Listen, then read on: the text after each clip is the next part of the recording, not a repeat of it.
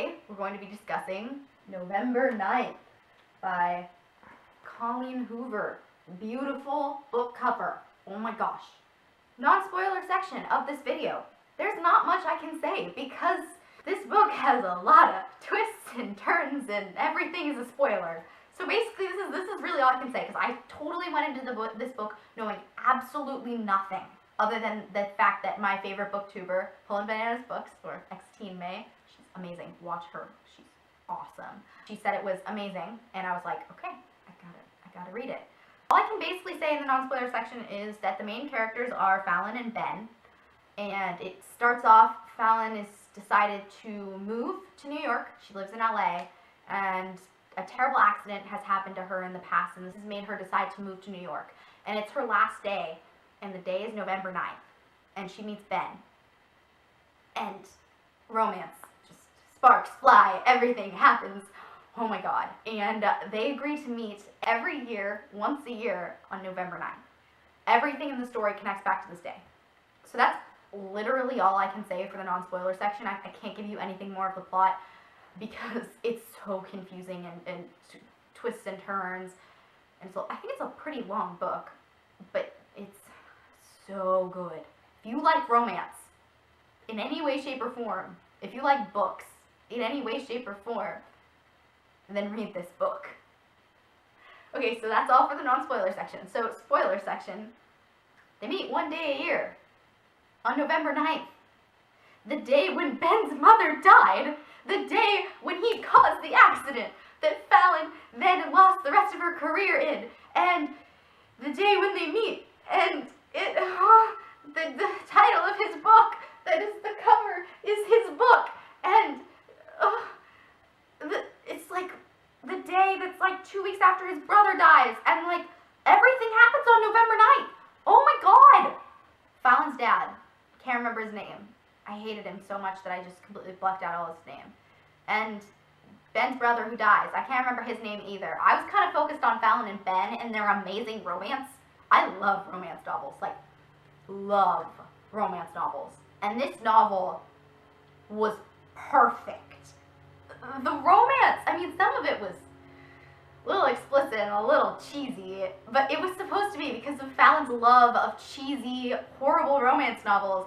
And so Ben just starts saying things that are in the romance novels, and oh my god, I just can't believe the things that happen in this book. I can't believe that Fallon finds his book right after, like, just gotten back together, and he started the fire, and his mom dying, and her having cancer that we didn't know about, and when his brother, I don't remember his brother's name, I honestly don't, or his brother's wife, him and his, oh my god, I can't believe that Ben and what's-her-face get together, and like, how could he even think that's right, and how could he think that Fallon would be happy for him? I don't understand that. I have to say, I figured it out that Ben set the fire. I figured it out because of when his brother like shook him and was like, what is she doing here? Blah, blah, blah, blah, blah. And I'm like, the fact that like he wasn't at all disturbed by her scars, and the fact that he didn't act like a stranger to her, he knew who she was, and I figured that out. What I didn't figure out is why he set the fire. And then when, oh my god, the fact that his mom and Fallon's dad were in a relationship together, and I didn't see any of that coming. Her cancer, him having a relationship with what's-her-face, I think Jaden, possibly. I can't remember. I didn't see that coming, but I did figure out that he'd set the fire. I couldn't believe the plot twists in this book. I also couldn't believe, like, how Fallon starts to act. I mean, she gains all this confidence and feels beautiful, and then once she and Ben, like, aren't together anymore, she just, like, kind of dies inside. And, okay, I actually hate insta-love, and I know that this book is an insta-love. I hate insta-love because it never feels right. But this book, I liked the insta-love in it. I mean, they have this instant connection, but that's because Ben already knows who Fallon is. So he honestly is going to have that connection with her just out of guilt originally. And I understand that because it makes sense. And so I think that's why I liked the insta-love so much. Because in the beginning I didn't like the insta-love. And then so I got to the end, I was like, oh my god, it makes sense now. I love it. I mean, because there are some books that have insta-love and I'm like, you just met, you can't. Romeo and Juliet, they're insta-love. sorry, I don't believe it. And then it results in death. Spoiler alert, if you haven't read Romeo and Juliet, they both kill themselves. You want to learn the story of Romeo and Juliet? Watch Romeo plus Juliet. The most 90s version of anything you'll ever see. Anyways, I just love November 9th. And I love how everything happens on that date. And I know that there's other books that are like this, and I like how they mention it. How they, like, I think One Day with, I don't remember, and I think has Anne Hathaway in it. I haven't seen it, but they meet up one day a year.